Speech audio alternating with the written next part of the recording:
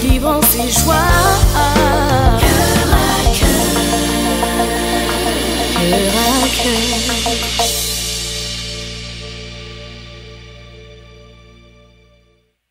Bonjour, bienvenue à Cœur.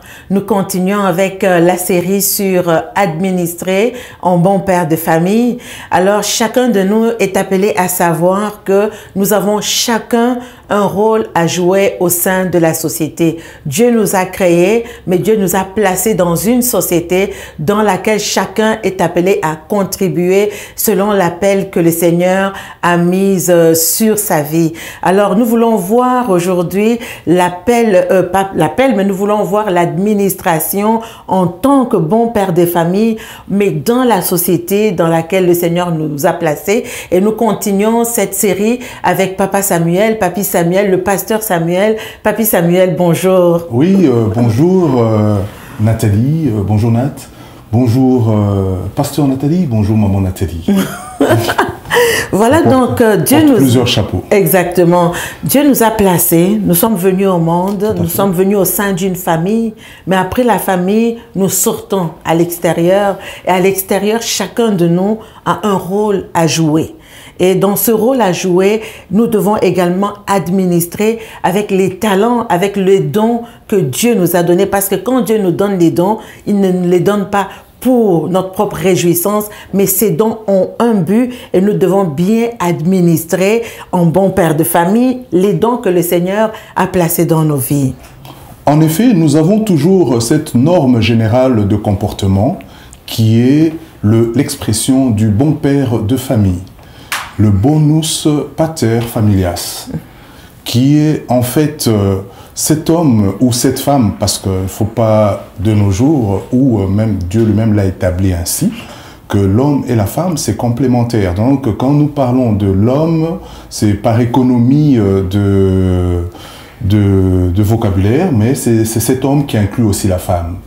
Et l'expérience que nous avons, par exemple, au niveau familial, je fais un petit recul, nous avons déjà parlé de l'aspect familial. Au niveau familial, nous avons aujourd'hui des mères monoparentales ou des pères monoparentales. Bon, ils assument leur rôle de père, mais les mères monoparentales, c'est encore spécial. Elles ont aussi cette fonction de représenter l'image de Dieu par rapport à leurs enfants, où elles assument cette responsabilité, comme je disais, la norme du comportement, la norme générale du comportement.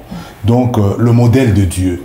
Nous devons comprendre l'expression « bon père de famille » comme cette norme générale de comportement qui réfère à Dieu, qui prend pour modèle Dieu, qui a comme référence Dieu lui-même. Et c'est l'image de notre Père Céleste dans toutes ses caractéristiques, c'est-à-dire la justice, un bon Père, notre Père éternel, dans son caractère de justice, amour, pardon, sagesse. Voilà. Et maintenant, pour l'appliquer dans la société ou dans ce qu'il nous revient, dans ce que nous faisons pour contribuer soit à la société dans le travail, qui nous donne une rémunération, nous prestons quelque part, on nous donne une rémunération, nous exerçons un ministère pastoral et nous devons le gérer en bon père de famille parce que nous allons répondre de tout ce que Dieu a déposé en nous. Il y a une particularité que à chaque qui est déposée en chaque personne pour contribuer à l'édifice ou à l'édification de la société. Alors, là, nous allons nous référer par exemple à ce que nous dit un évangéliste, le docteur Luc 12, 42, que je peux le lire. À lire. Alors, le livre de Luc 2, le verset Luc 12 plutôt, le verset 42 nous dit ceci. Aussi le 41, mais c'est vraiment le 42. Ok, je vais commencer à partir du verset 41. Pierre lui dit, Seigneur, est-ce à nous ou à tous que tu adresses cette parabole? Et le Seigneur dit, quel est donc l'économe fidèle et prudent que le maître établira sur ses gens pour leur donner la nourriture au temps convenable? Magnifique. L'économe prudent ou diligent, c'est justement ce bon père de famille, la norme générale de comportement, qui doit être prudent, qui doit être diligent, qui doit être avenant, donc refléter, donner de l'amour, qui doit être attentif, attentif aux biens et aux intérêts qui lui sont confiés. Mais non, ça s'applique dans le séculier, dans le travail. Vous, quel que soit le niveau de responsabilité, ça peut partir de la responsabilité d'un ouvrier dans une compagnie. Vous avez des tâches précises à accomplir. D'ailleurs, cela rejoint l'éducation que nous donne notre apôtre Paul dans ses lettres aux Éphésiens et aux Corinthiens, où il nous dit que dans le monde séculier, quand on nous demande d'accomplir une tâche, là on nous demande de marquer 1000 pas, nous devons en marquer 10 000. 10 000, oui. Et les 10 000, nous serions en mesure de les marquer en bon père de famille, en bon gestionnaire, en bon intendant de ce que Dieu nous donne. Ça, je prends un exemple dans un travail, dans la vie de tous les jours. Parce que nous répondons, et même, il va plus loin. Il nous dit que nous devons, si nous sommes, nous avons des maîtres dans le sens de patron, hein, nous devons vraiment ne pas faire honte à notre Dieu. Nous devons être performants, nous devons être les meilleurs.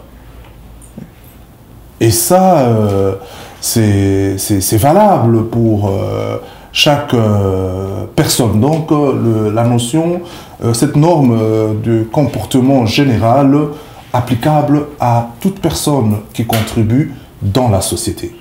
Ça, c'est important de souligner ce fait parce que, étant des individus isolés, Dieu nous amène à nous sentir concernés par le développement de notre communauté et ne pas être indifférents à la cause de la communauté. Absolument. Alors, nous avons à répondre, Dieu nous voit dans un aspect collectif. Nous devons ce qu'il dépose en nous n'est pas pour nous. Exactement. Tout seul. Exactement. Il est à partager, il est à offrir à la communauté. Il est à donner aux autres. Et là, Luc 12, 42, j'ai élaboré sur le premier aspect en définissant l'intendant fidèle et diligent. Allons-y avec la bride qui reste pour que je puisse expliciter. En fait, on a lu Luc 12, 41. Pierre lui dit, « Seigneur, est-ce à nous ou à tous que tu adresses cette parabole ?» Le 42, et le Seigneur dit, « Quel est donc l'économe fidèle et prudent que le maître établira sur ses gens pour leur donner la nourriture au temps convenable. » Pour leur donner la nourriture au temps convenable. Eh bien, Dieu n'utilise pas n'importe qui pour donner sa nourriture. Pour donner la nourriture de Dieu, il faut être habilité à le faire. Et il faut assumer le comportement du bon père de famille.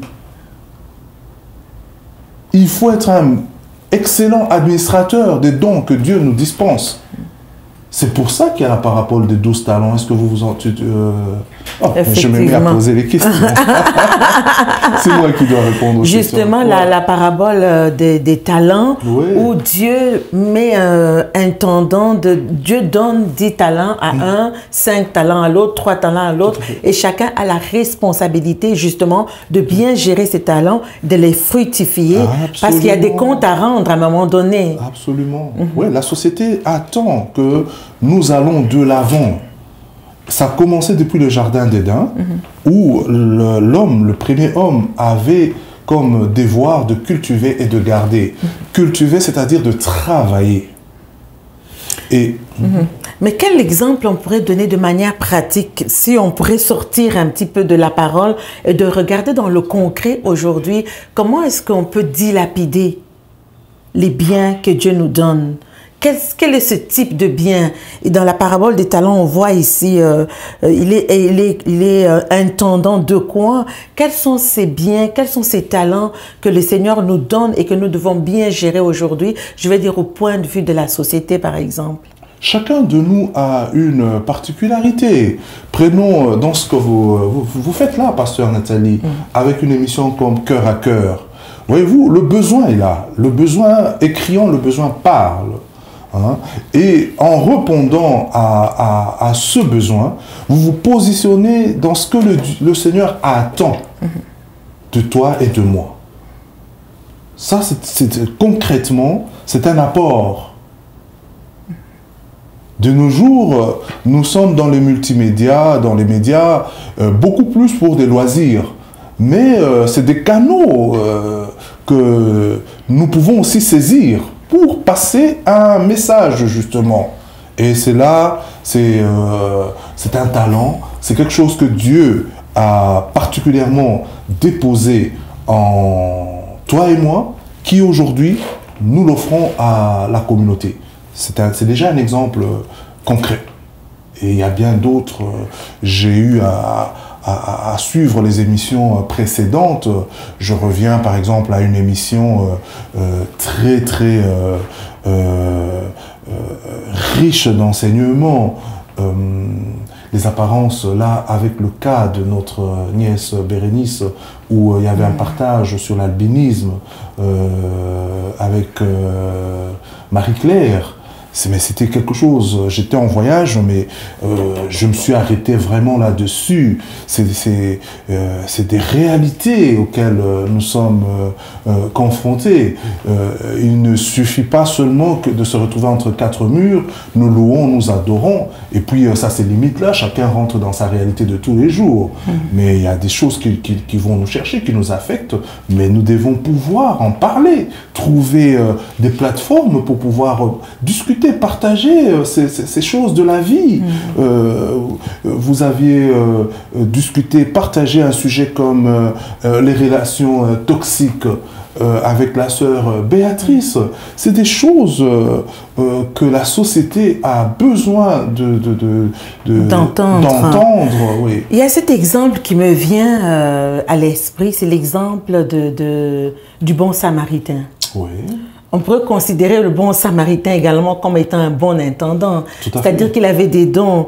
Il a vu un mourant, quelqu'un qui était en danger, et il s'est dit, je ne peux pas laisser, je vais utiliser les dons, je vais utiliser les talents que Dieu m'a donnés pour pouvoir venir secourir un mourant. Et ça manque un peu, ça manque beaucoup. On pourrait prendre le cas de l'évangélisation. Aujourd'hui, plusieurs se perdent. Et pourtant, il y a des dons, il y a des talents qui chôment, on pourrait dire. Le cas du bon Samaritain, ça j'aime beaucoup. Parce que le bon père de famille, c'est aussi ce Seigneur Jésus-Christ qui a la compassion. Exactement. La compassion est l'élément clé. Dieu a pitié de nous et il s'offre pour nous sortir des situations. Le bon Samaritain, écoutez, ceux-là même qui étaient censés avoir le mandat pour pouvoir porter assistance à ce voyageur qui a été attaqué par des brigands, sont passés, ils ont manifesté de l'indifférence. Et voilà ce bon Samaritain qui passe par là, qui s'arrête. Eh bien, c'est justement quand Dieu dépose des talents dans nos vies, c'est le don de soi. Il a arrêté sa course. Je ne sais pas trop bien où est-ce qu'il allait, quel était son timing et tout. Il a porté cet homme, il a même sorti de sa bourse pour pouvoir que l'on puisse soigner et prendre soin de cette personne. Moi, je regarde, nous travaillons dans la communauté avec ce que Dieu a déposé en nous. Nous avons parfois commencé par le faire pour les nôtres, mais à un moment donné, on a vu que le besoin y était. Et nous nous sommes positionnés comme étant une ressource d'accueil pour les personnes qui arrivent au pays. Étant de formation juridique, et on fait aussi une formation de communicateur en tant que médiateur.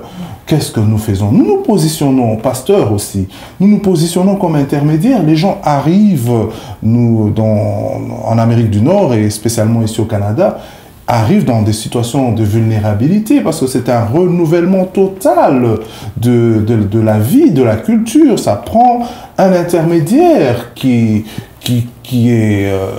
le mieux serait que la personne vienne vraiment de la culture d'où vous venez et qui comprend aussi comment les choses fonctionnent ici. Alors nous soutenons les gens au point de vue de leur démarche administrative.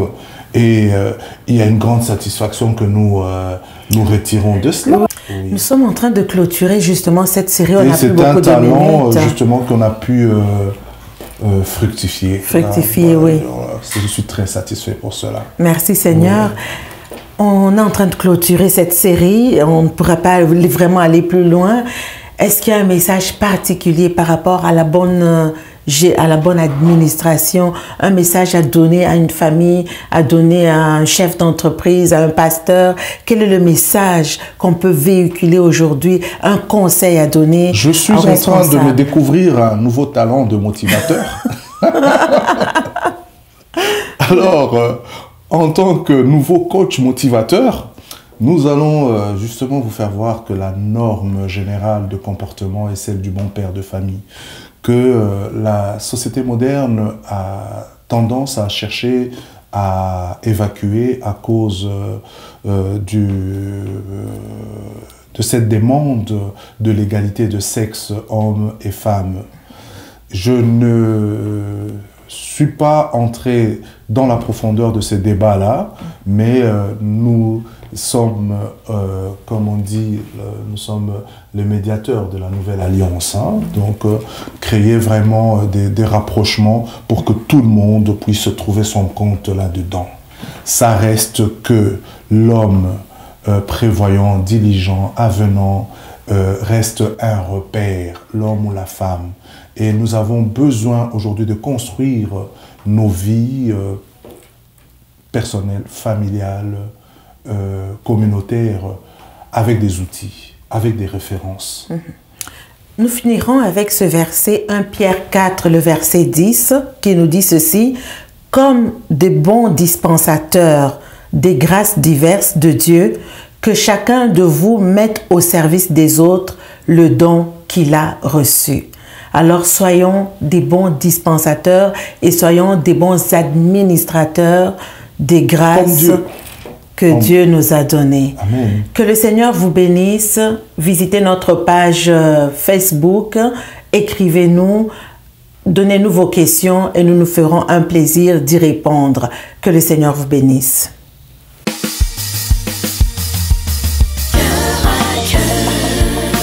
Témoignage puissant.